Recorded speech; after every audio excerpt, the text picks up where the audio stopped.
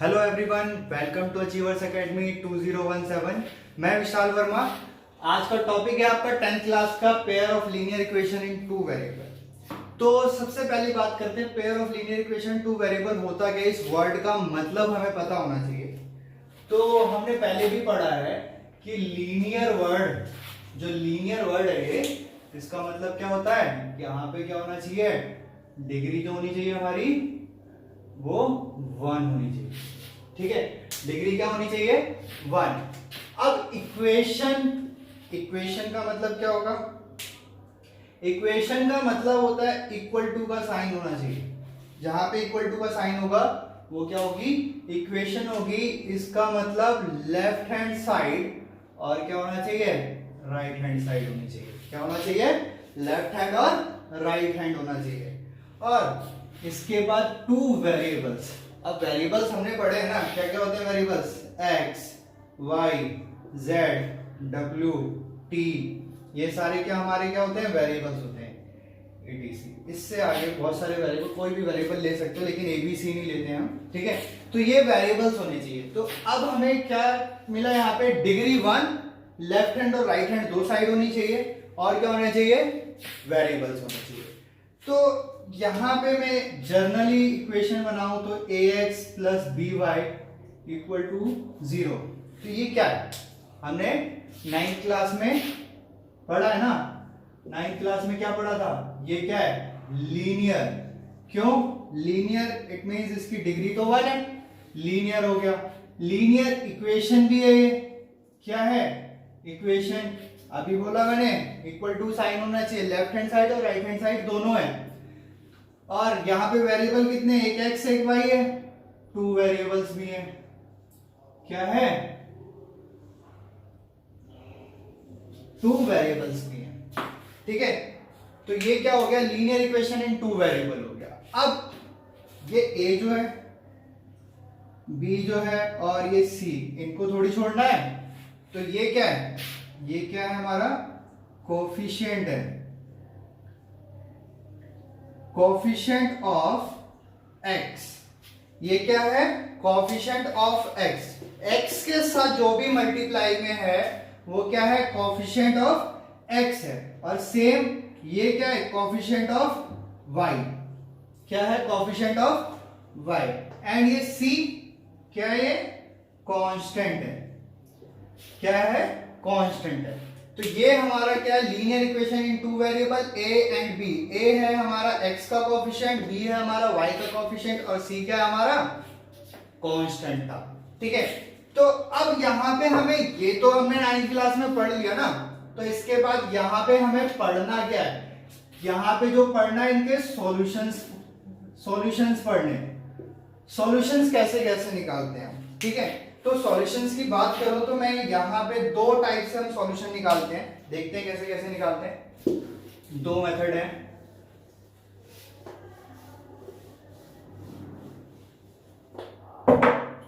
एक तो मैं क्या कहता हूं कि एलजेब्रिकली निकाल सकता हूं मैं, और एक तो ये मेथड हो गया मेरा। और दूसरा मेथड क्या होता है, वो क्या होता है, ग्राफिकली।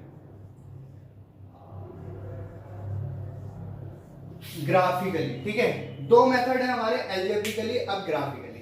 तो सबसे पहले मैं बात करता हूं, अगर दो लाइन है। अब चलो पहले तो एक चीज यहां पे बात कर लेते हैं कि अगर मेरे पास एक इक्वेशन है x plus Y equal to 2, ये इक्वेशन है, हमने 9th क्लास में पढ़ा है कि हम क्या करते थे, टेबल बनाते थे, यहाँ पे टेबल बनाते थे और सॉल्यूशन फाइंड करते थे। तो x और y के सॉल्यूशन, यहां पे एक और बना देता हूं मैं, x, y। ठीक है, तो मैं अगर x की वैल्यू 0 पुट करता हूं तो y की वैल्यू कितनी आएगी, 2 आएगी। और y की वैल्यू अगर 0 पुट करता हूं तो x की 2 आएगी। और अगर x की वैल्यू 1 पुट करता हूं तो y की भी 1 आएगी।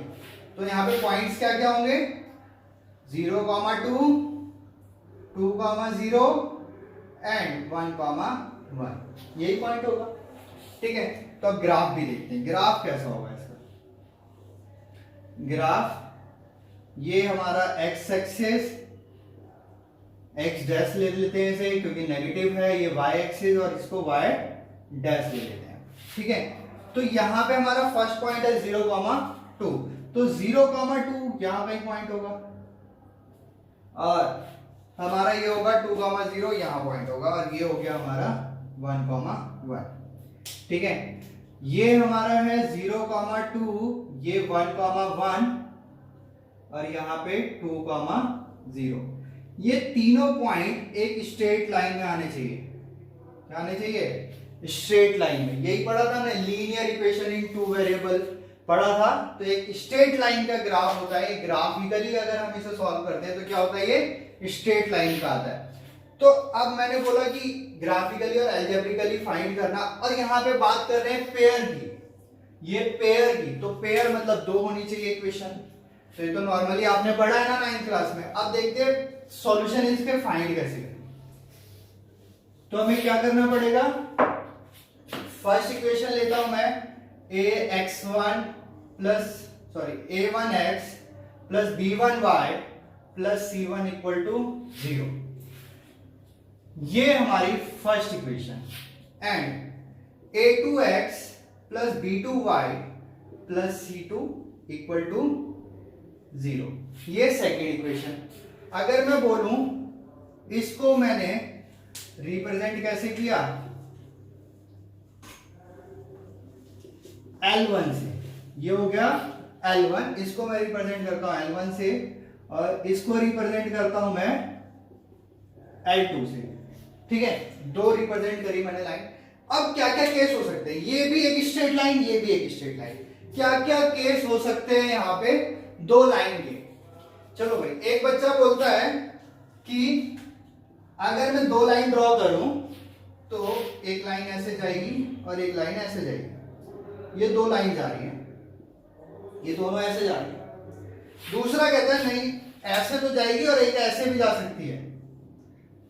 एक गई ये और 2 लाइन चलेगी। ठीक है, अब भाई मैं भी थोड़ी पीछे रहूंगा।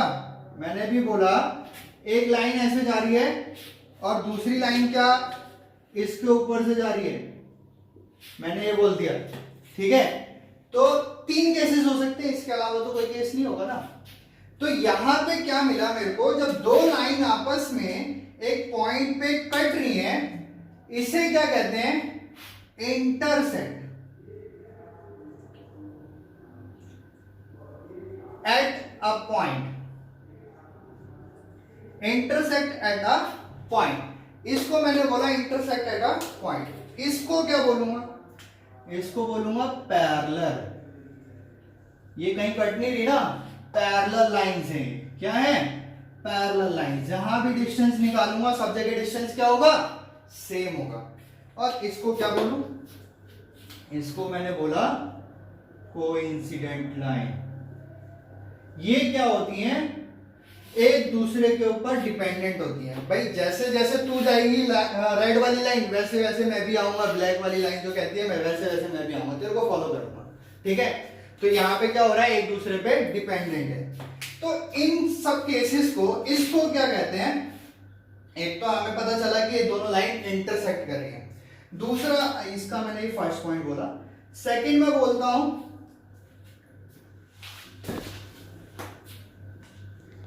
होंगी, कंसिस्टेंट होंगी। और अब जब यहां पे ये भी first point, and second point के लिए मैं बोल रहा हूं, ये क्या होगा, जब यहां सॉल्यूशन यहां पे इंटरसेक्ट नहीं करेगी तो ये क्या होगा, इनकंसिस्टेंट होगी। क्या होगा, इनकंसिस्टेंट होगी, इनकंसिस्टेंट होगी। और यहां पे क्या होगा हमारा, ये कंसिस्टेंट तो होगी पर डिपेंडेंट भी होगी। क्या होगा, डिपेंडेंट भी होगी। अब एक चीज देखो ध्यान से कि यहां पे जब एक पॉइंट पे इंटरसेक्ट कर रही है तो क्या होना चाहिए, कितने सॉल्यूशन आने चाहिए, यूनिक सॉल्यूशन। यूनिक सॉल्यूशन आएगा। क्या आएगा, यूनिक सॉल्यूशन। जब भाई एक ही जगह पे कट रही है तो क्या होगा, यूनिक सॉल्यूशन आएगा, तभी इसको क्या कहते हैं, कंसिस्टेंट कहते हैं। अब जब लाइंस पैरेलल हैं, कहीं इंटरसेक्ट ही नहीं करी, तो क्या होगा, ये नो सॉल्यूशन। क्या होगा, नो सॉल्यूशन। ठीक है, अब यहां पे क्या होना चाहिए, यहां पे हमारा होगा इनफाइनाइटली मैनी सॉल्यूशन। क्या होंगे, मैनी सॉल्यूशन, बहुत सारे सॉल्यूशन हो सकते हैं। क्यों, क्योंकि मैं यहां भी सॉल्यूशन निकालूं, यहां भी निकालूं, यहां भी कहीं भी निकालूं, एक दूसरे को फॉलो कर रही है ना, रेड वाली के पीछे पीछे चल रही है ब्लैक, तो जहां हम सॉल्यूशन फाइंड करना चाहेंगे वहां सॉल्यूशंस आएंगे इसके।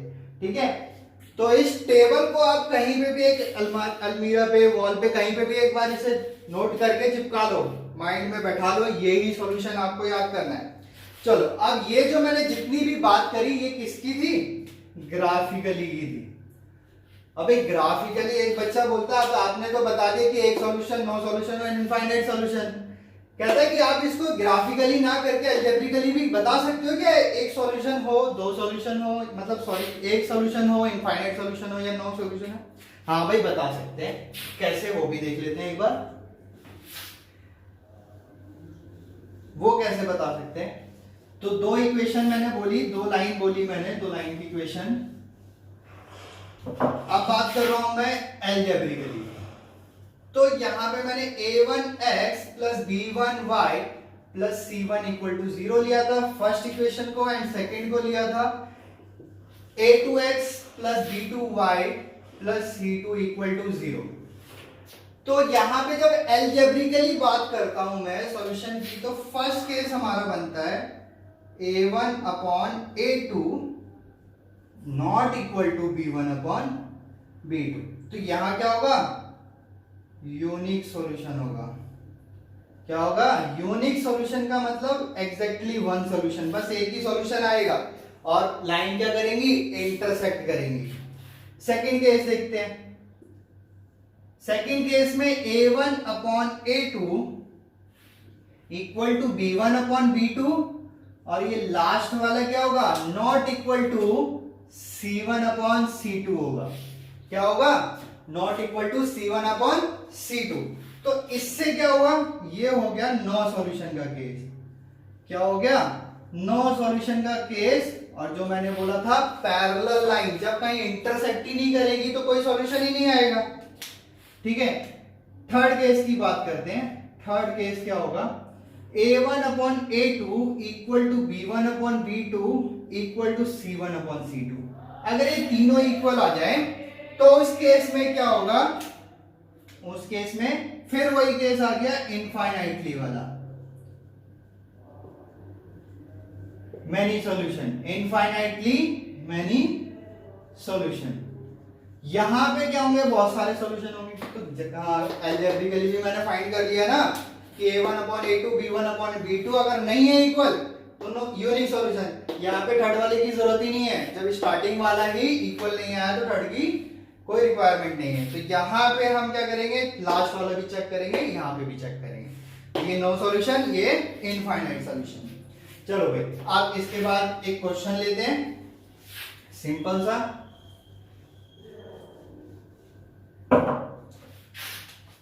एक इक्वेशन ली मैंने 2x plus 3y equal to 11 and दूसरी इक्वेशन ली 12x plus 19y equal to 32। ये ठीक है, तो हम चेक करते हैं। ग्राफिकली तो आपको सबको आता है, आपने पढ़ा है, तो अलजेब्रिकली चेक करते हैं। यहां पे ये जो इक्वेशन है, मैंने बोला था इसको L1 रिप्रेजेंट करना है, वन इक्वेशन ले ली मैंने और इसको लिया 2। तो यहां पे जो x का कोफिशिएंट है वो आपका a1 होगा, a1 आ गया आपका 2, और यहां पे y का जो कोफिशिएंट होगा वो b1 होगा, वो 3 हो गया, एंड ये c1 जो है कांस्टेंट टर्म 11। ठीक है, ऐसे ही मैं क्या करता हूं सेकंड इक्वेशन में जो ये इक्वेशन का जो कोफिशिएंट है x का वो होगा a2 जो कि होगा 12 एंड b2 हो जाएगा आपका 19 एंड c2 हो जाएगा आपका 32। C2 हो गया आपका 32। अब आपको क्या करना है, रेशोज चेक करने हैं। तो रेशोज चेक करने के लिए हम क्या करें, A1 अपॉन A2 चेक करते हैं। A1 upon A2 2 upon 12, 2 upon 12 करेंगे तो ये आएगा 1/6। एंड यहां पे मैं B1 अपॉन B2 चेक करता हूं तो ये 3 अपॉन 19, 3 अपॉन 19। तो ये दोनों इक्वल है क्या, नहीं। तो क्या होगा, A1 upon A2 not equal to B1 upon B2। तो ये केस कब बनता है, ये केस कब बनता है, यूनिक सॉल्यूशन पे। क्या बनता है, यूनिक सॉल्यूशन। बस यहां पे क्या होगा, हमारा एक ही सॉल्यूशन आएगा ना, तो बहुत ही सिंपल था। ठीक है, तो यहां पे हम किसी भी इक्वेशन को, दो इक्वेशन को चेक कर सकते हैं कि अलजेब्रिकली और ग्राफिकली दोनों से, कि हमारा एक सॉल्यूशन है, दो इनफाइनाइट सॉल्यूशन है या नो सॉल्यूशन है। सो आई होप ये आपको क्लियर हो गया होगा टॉपिक। तो अगर इसमें अगर आपको कोई भी डाउट होता है तो आप उसको कमेंट बॉक्स में कमेंट कर सकते हैं मेरे को, तो मैं उसको नेक्स्ट वीडियो में सॉल्व करके दूंगा। सो अगर आपको ये वीडियो अच्छा लगा हो तो subscribe our channel and hit the like button and share. Thank you.